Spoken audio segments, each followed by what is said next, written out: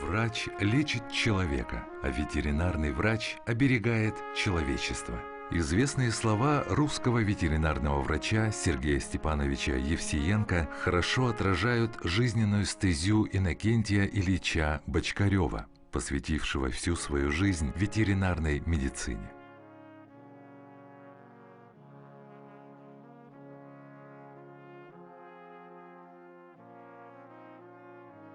Он начинал трудовой путь ветеринаром совхоза Верхнеколымский, затем ветеринаром и управляющим крупного совхоза Намский, потом лаборантом на сельскохозяйственном факультете ЕГУ и ЕНИСХ, откуда был командирован в аспирантуру во Всесоюзный институт экспериментальной ветеринарии имени Коваленко в городе Москва.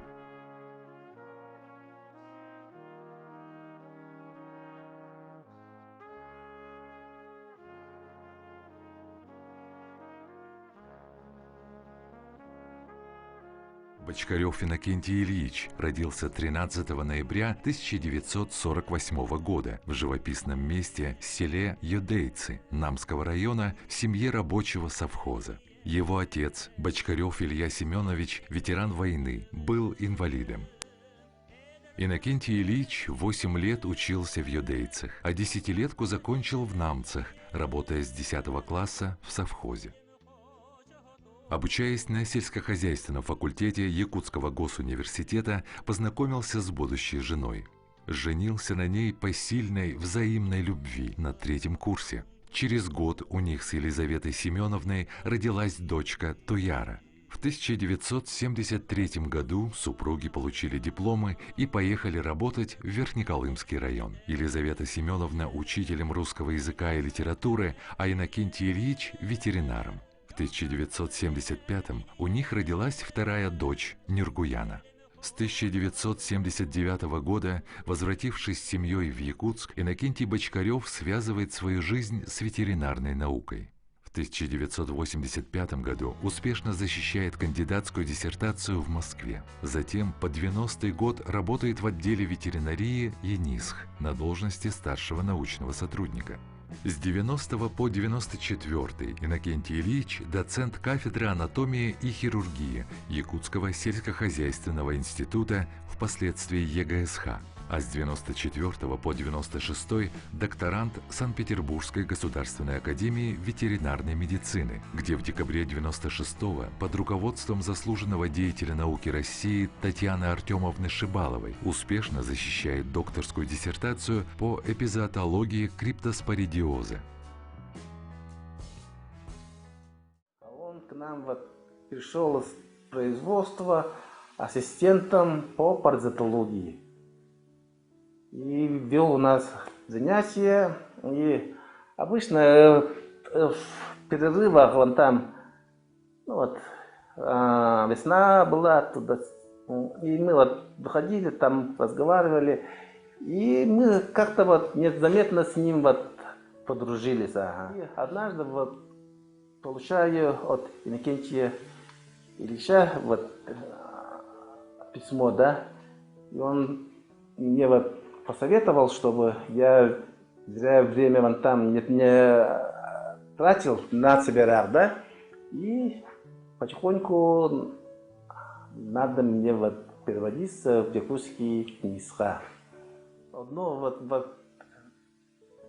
письмо Иннокентия Ильича, да, изменило мою всю жизнь. Я подготовил 8 кандидатов ветеринарных наук и одного доктора. Иннокентий Ильич очень был такой он был щепетильный, аккуратный. И тот диссертационный совет, который принял мои работы, да, находился в тупике, и Иннокентий Ильич мне тогда сказал: все, хватит, идем к Урбану. В ту пору работала Шибалова Татьяна Артемовна, она научный руководитель Иннокентия Ильича по криптоспоридиозу, это докторская диссертация его. И я поехал в Ленинград, и там меня очень хорошо приняли. Я около года вот пробыл у них там, немножко подправил, и Урбан Валерия Петровича я в 99-м очень успешно сочтился. Иннокентий Ильич, если бы не он, я бы даже и не сочтился бы. И он 2-3 года вон там учился в очной докторантуре. Я к нему 2-3 вот раза заезжал. Обычно в то времена очень у нас был туго с деньгами, с финансами. Но мы как смогли, вот ему помогали здесь, заключали договора с хозяйствами. И Иннокентий Ильич, конечно, в ту вот пору, наверное, подорвал здоровье свое. Потому что я вот видел, что он питался одной селедкой и черным хлебом. И чай черный. И все. Вся дальнейшая его карьера неразрывно связана со славными годами роста и укрупнения якутской ГСХ. Здесь он проходит путь от заведующего кафедрой паразитологии факультета ветеринарной медицины до проректора по учебной работе и первого проректора ЕГСХ. Научная деятельность Иннокентия Ильича Бочкарева связана с изучением актуальной проблемы – протозойных болезней животных. Впервые в ветеринарии им разработан и внедрен принципиально новый способ профилактики и лечения паразитарных болезней с использованием рекомбинантного иммуномодулятора.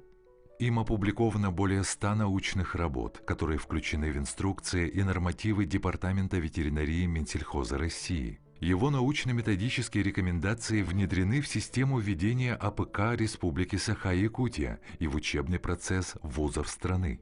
Будучи опытным педагогом высшей школы, в своей работе внедрял новые методы творческого мышления у студентов, неразрывно сочетая теорию с практикой, как неотъемлемой частью профессиональной подготовки студентов. Под его непосредственным руководством выполнялись актуальные научные работы по проблемам особо опасных протозойных и инфекционных болезней животных.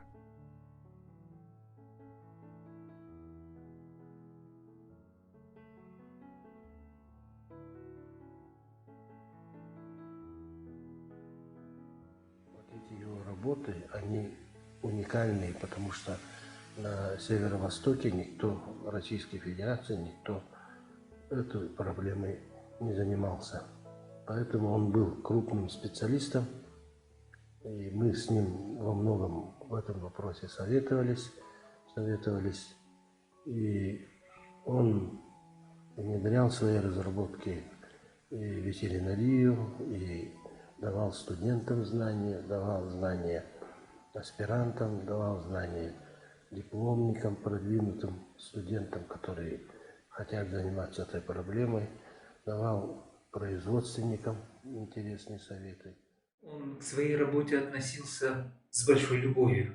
И мне всегда казалось, что вот если человек так любит свою работу, свою научную тему, то что-то получается.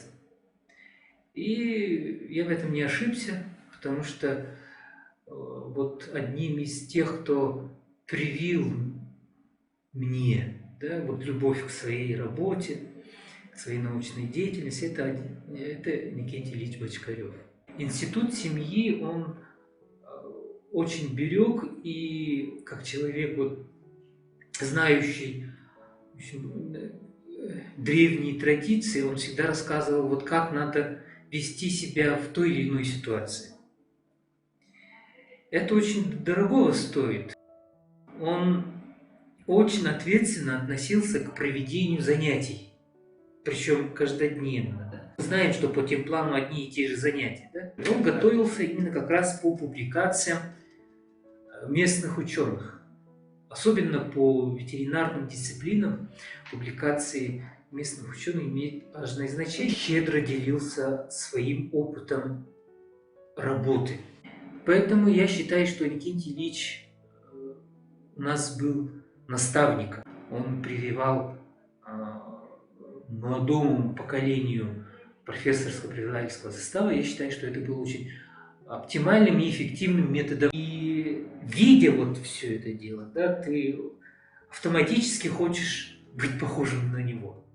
Иннокентий Ильич – человек, который, я думаю, что определенную роль сыграл именно в становлении меня как человека, как ученого, как педагога. Да?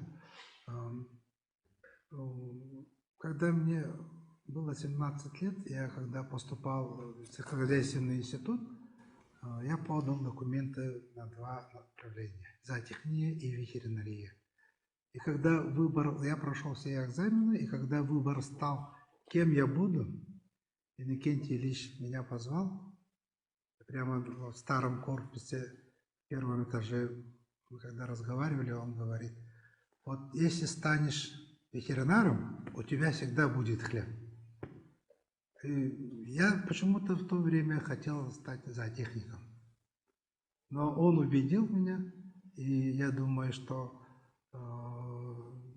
есть определенные люди, которые дают человеку направление, по которому он должен пойти. И сейчас, вспоминая Иннокентия Ильича, я очень благодарен в том отношении, что он меня направил именно в сторону ветеринарии. И когда я деканом был, вопросы по ветеринарии у нас были всегда в преимуществе, потому что он, когда работал первым проректором, он все равно в любом случае поддерживал. И в отношении студентов, и в отношении материальной базы, и в отношении работы по направлению ветеринарии, да, мы всегда чувствовали его поддержку. О человеке помню, когда его не стало. Думаю, очень плохо, потому что, оказывается, вот сейчас я понимаю, что людей надо всегда поддерживать, всегда уделять внимание. Вот. Сейчас я сожалею, что такого мы никогда не делаем. Он очень прямолинейный человек. Вот что-что, но он может сказать, что полностью охарактеризовать человека, полностью сделать прогноз по человеку, но у него такая натура, он мог предвидеть людей именно, что представляет из себя вот этот человек. И вот сейчас я могу сказать, что хочу обратиться к внукам Иннокентия Ильича, детям Иннокентия Ильича, да? В те времена, когда Леонид Николаевич был ректором, да, без Иннокентия Ильича, я думаю, что в академии такие строительства, такие работы не проводились. Потому что, не имея тыла, как Иннокентий Ильич, невозможно было сделать такую большую работу. И вот по истечению времени можно сказать, что именно когда Иннокентий Ильич работал первым проректором, была самая сильная команда. И родственники Иннокентия Ильича должны гордиться, что именно благодаря Иннокентию Ильичу у нас были такие большие успехи и в институте, и в академии. Иннокентий Ильич, он человека как-то заранее видит, какой человек. Каким он, вот у него что должно быть. Вот после разговора, после этого он понимает, допустим, принимает вот правильное решение. Хотя документов не было, он нам сказал, надо вот этого студента принять. Вот это я очень хорошо помню. Мы не хотели принять, потому что у него документов не было. И через кого-то они вот привезли вот этот документ, он взял. И он, по-моему, очень хорошо закончил. И сразу его рекомендовали на аспирантуру. Сейчас он стал доктором наук. Любимый человек, который работал во благо высшего аграрного образования. Это становление нашего высшего образования в виде сельхозфакультета, сельхозинститута, сельхозакадемии. И сейчас аграрный университет. И везде он был на ключевых позициях деятельности. Будучи студентом сельскохозяйственного факультета, был активистом, был одним из студенческих лидеров. Пусть это будет комсомол, пусть это будет студправком, пусть это будет общественная деятельность. Но особо, будучи студентом, он отличился в художественной самодеятельности, был одним из лучших солистов, исполнителей якутских песен и на русском языке, но в основном он исполнял очень хорошо якутские песни. И это его пение как-то давалось очень от него так легко, непринужденно и творчески так вот, и очень доступно, понятно. И это говорило о том, что он вырос, воспитывался очень красивой природой, одаренной природой земле, этой земле Юдея. Проработал где-то 19 лет проректором. В это время он руководил очень таким трудным направлением. Это образование, это общее руководство академией, так как, будучи первым проректором, на его мудрости проходила аттестация, аккредитация, лицензирование нашего высшего учебного заведения. И он с этим справлялся. И надо сказать, что все крупные мероприятия тоже, которые проходили в ВУЗе, пусть это будет посвящение первокурсникам, пусть это такие мероприятия, как юбилейные, студенческие мероприятия, везде Иннокентий Ильич все держал под контролем, на пульсе все. И поэтому мне руководить вузом было очень легко, потому что я ему очень доверял. Не то, что доверял, я даже не обращал внимания, что это может быть здесь какая-то проблема. Иннокентий Ильич эти вопросы решал. Даже он нас не информировал. Он все решал самостоятельно, автономно. Настолько мы работали, знали, кто за что отвечает. Это уже распределено было.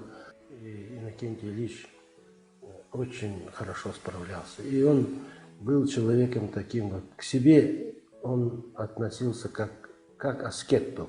Поэтому ему ничего не надо было. Он ничего не просил для себя. Ничего. Просто ему не надо было мешать работать. Даже когда я уезжал в командировку, иногда я чувствовал, что моя команда работает лучше, когда я в командировке. Потому что я им не мешаю. Потому что задачи были поставлены ясно, уже четко заранее. Месяц отсутствовал, приехал. Тут они столько сделали, что я даже подумал, что без меня иногда они даже лучше работают. Такое даже вот такое у меня представление было. И я Иннокентия Ильича назвал. Иннокентий Ильич – это внутренний ректор. Мы в своей деятельности, конечно, были очень близкими. Это Иван Савич Решетников, наш общий учитель. Иван Савич – это человек очень мудрый, человек очень такой вот внутренним таким большим содержанием мудрости и якутской философии.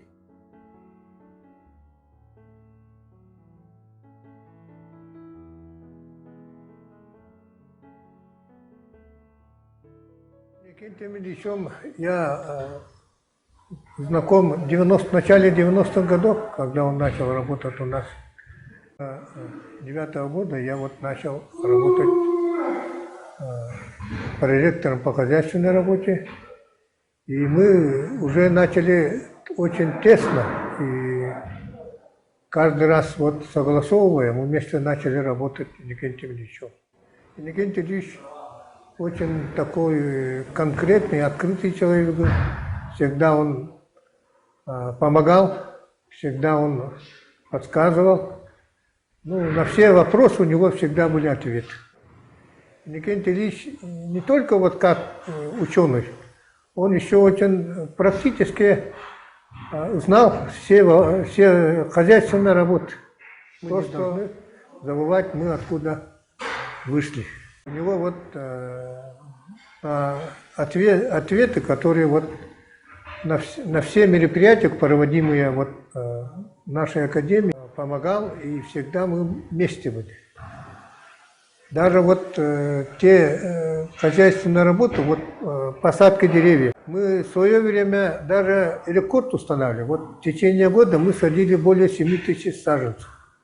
Тогда объем города был всего вот 6000. А озеленение, то, что вот вокруг, внутри территории академии и также вот прилегающие улицы, наши студенты, наши сотрудники делали. И помимо этого мы много таких спортивных мероприятий проводили. Игры оленеводов, конные скачки. На конных скачках он тоже очень хорошо помогал, то, что он был председателем комиссии по замеру якутских лошадей. И во главе комиссии, состав комиссии был доктор наук Иван Николаевич Винокуров, также вот Капитонов Александр Афанасьевич. И все вопросы, когда вот спорные были, он тут проблемы все решил. Но как Иннокентий Ильич стал председателем комиссии, не все эти вопросы стали как-то более объективно. И все были довольны. Сами хозяева, сами вот лошадники, сами всегда были довольны решением Иннокентия Ильича. И действительно, вот все такие спорные моменты он снял. Во время проведения скачек тоже вот он подсказывал, как надо вот быть и как решить вот такие проблемы. Первый заместитель, всегда он нас объединял и всегда говорил, что мы должны объединиться вокруг одного человека, вокруг своего ректора. Вот то, что ректор вот стратегию нам делает, мы все это должны выполнять. Это в жизни нашей вот академии. И действительно, академия процветала. Академия по всем культурной, спортивной, ну, во всех мероприятиях академия стояла вот авангардом. На выборах в академии, в Тюмени и в городской думе всегда были свои депутаты. Так, ну, помимо этого, Иннокентий Ильич мне дал, как ученый, тоже большой задел, то, что я вот защитился кандидатской диссертацией.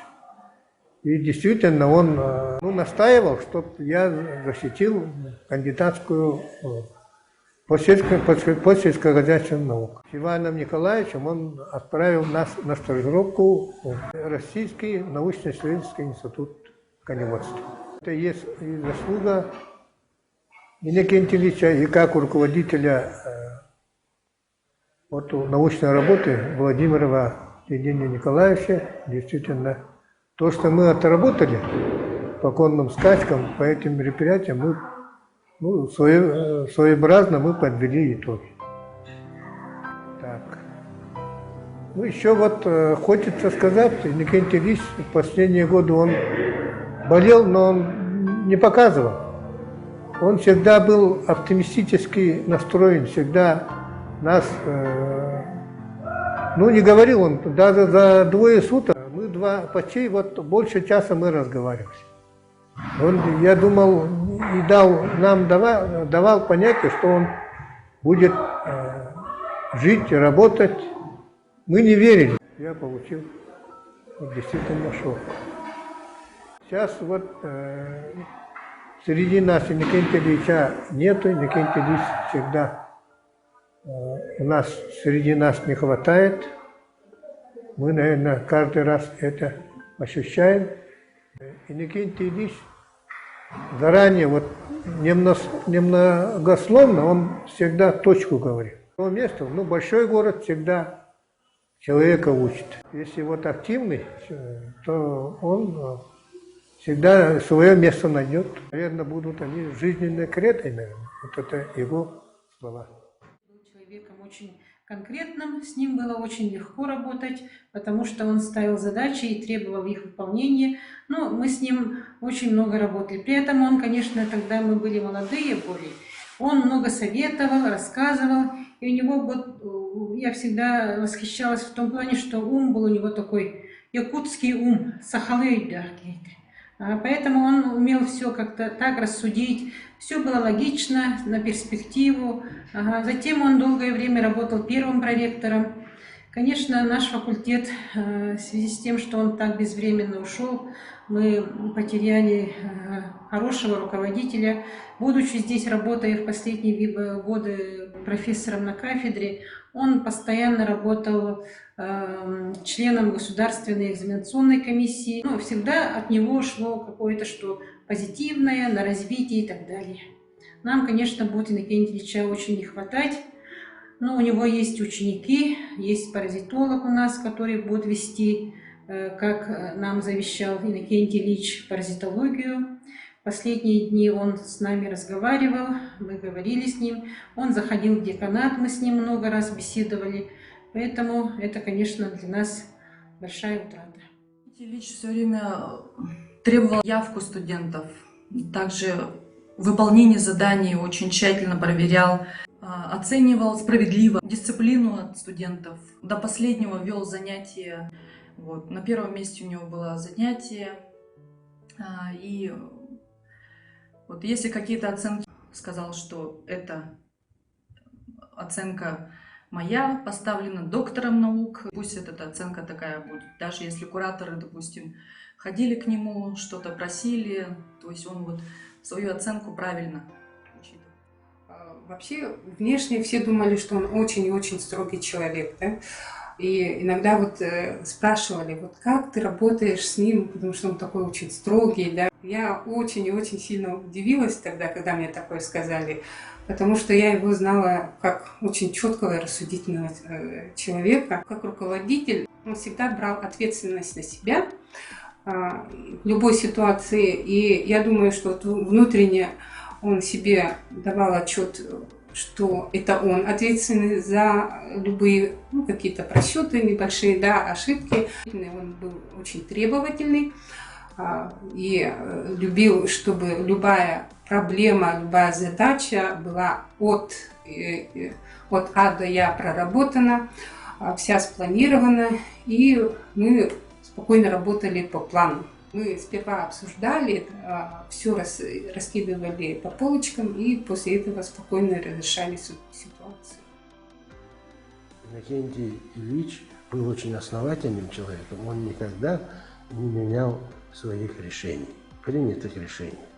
Раз приняли решение, все, мы должны по нему идти. Ну, а я в этой команде на втроем, вот, Иван Савич, Иннокентий Ильич. Я занимал позицию исполнителя, как бы быстро делать. Это находить финансы, это что вдохновлять людей, вот, и запускать механизм. А остальное все, конечно, делали люди, но непосредственно этим незаметно управлял Бочкарев Иннокентий Ильич. Мы даже как-то сидели и говорили, вот, мудрость, основательность, стремительность. Это черты наши. Это первая мудрость, это Иван Савич. М получается мудрость. Иннокентий Ильич основательный, основательность, О. Ну, а меня они называли стремительный. Все быстро делаешь вроде. Поэтому получалось, что буква «С». МОС. МОС получалось это. И как бы пока мы все вместе, у нас будет все в порядке, думаю. Ну, и всегда, когда уезжали в командировку, Иннокентий Ильич уедет, то Иван Савич шутя говорил: Иннокентий Ильич, вот ты уезжаешь в командировку, я тебе даю дух, а не бахсы. Он тебя будет оберегать. И обнимал и говорит: все, дух бахсы с тобой, я тебе его отдал. Говорит. Ну, попросил, чтобы он тебя сопровождал. А когда ты приедешь, он перейдет ко мне обратно. Также, когда я в командировку уезжал, Иван Савич тоже так поступал. И это у нас было такое вот наше общее. Никто об этом не знал. Мы сильно не декларировали. Но это часто бывало, когда мы сидим.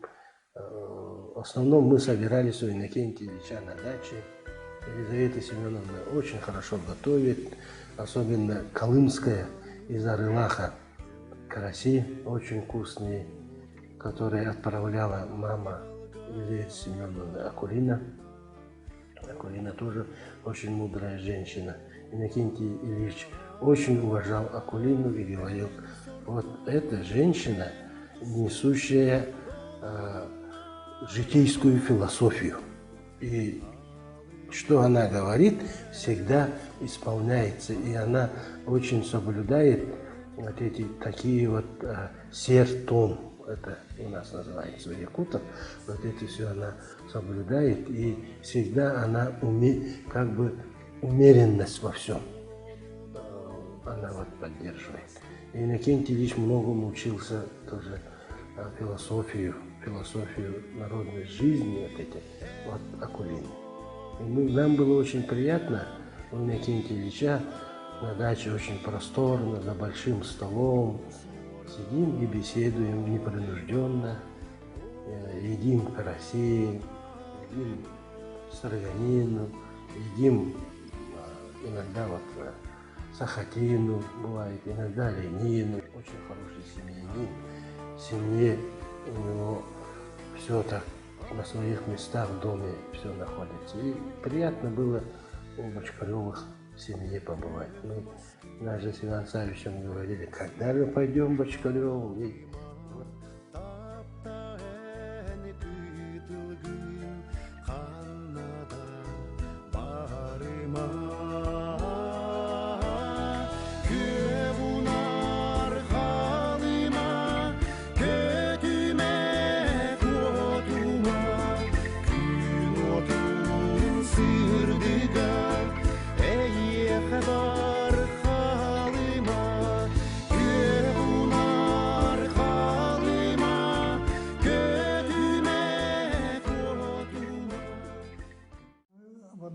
С ним работали в Якутском министерстве сельского когда институт располагался еще в старом корпусе. Иннокентий Ильич вот всегда вот помогал советами.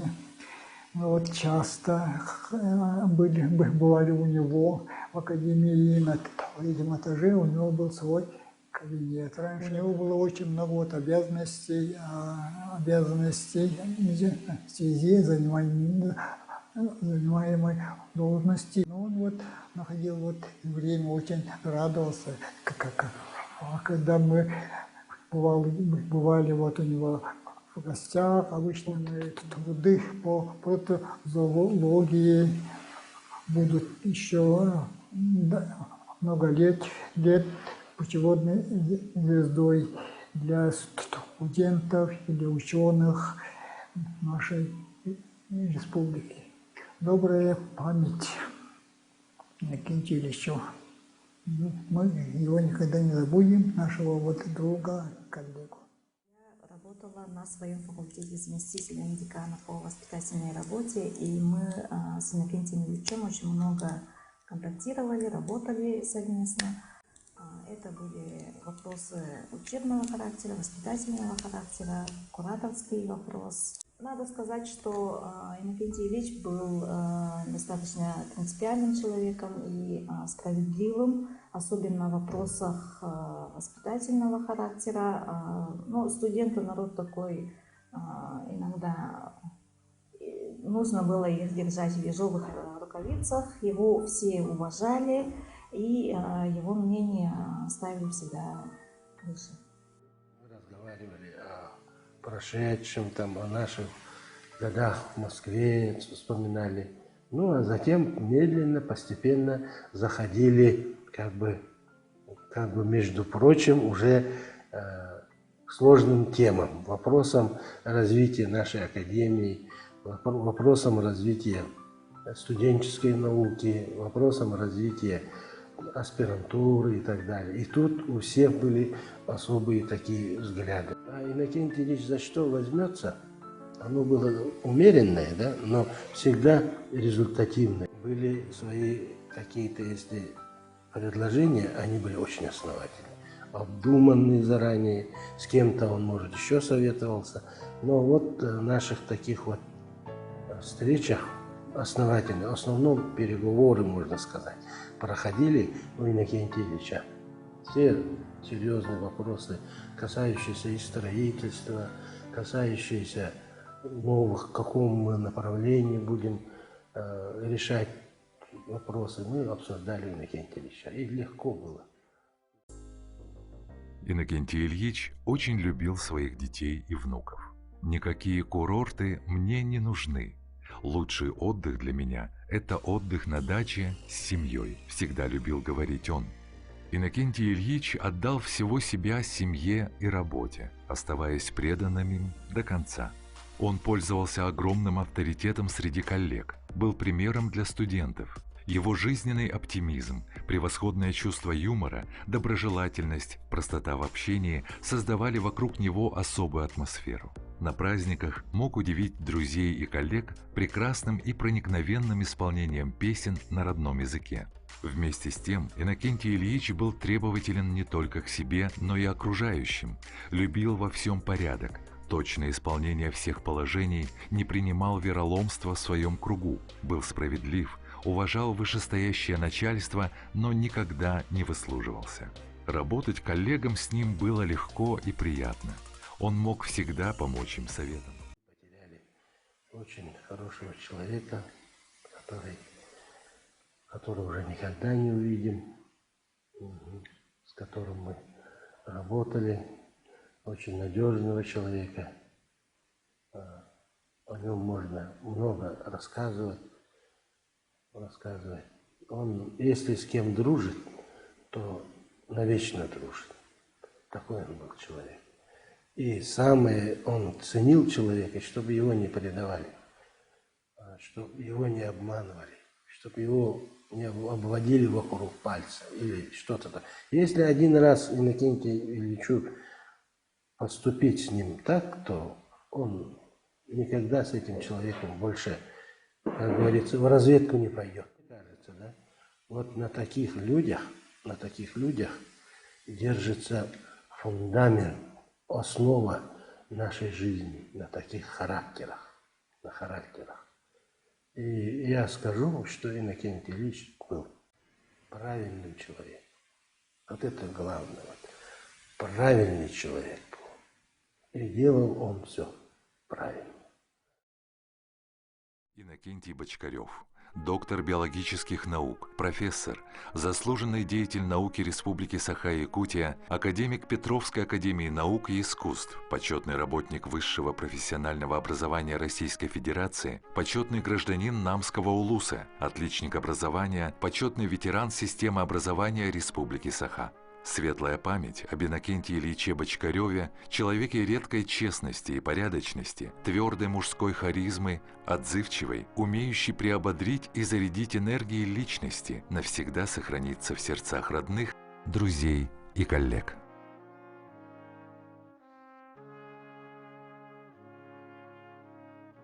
Если бы мы все жили так же правильно, как Бочкарев, то наша жизнь была бы совсем другой. Но мы будем его вспоминать.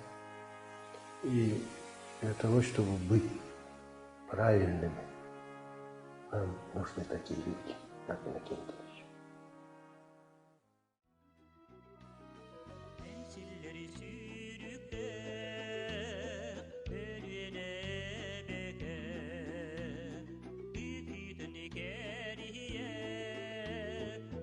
Eske bir de kötülüm Eder sars kötüyer Yol kaptal eteniyer Enkserimi hoca hoto İskere nam sire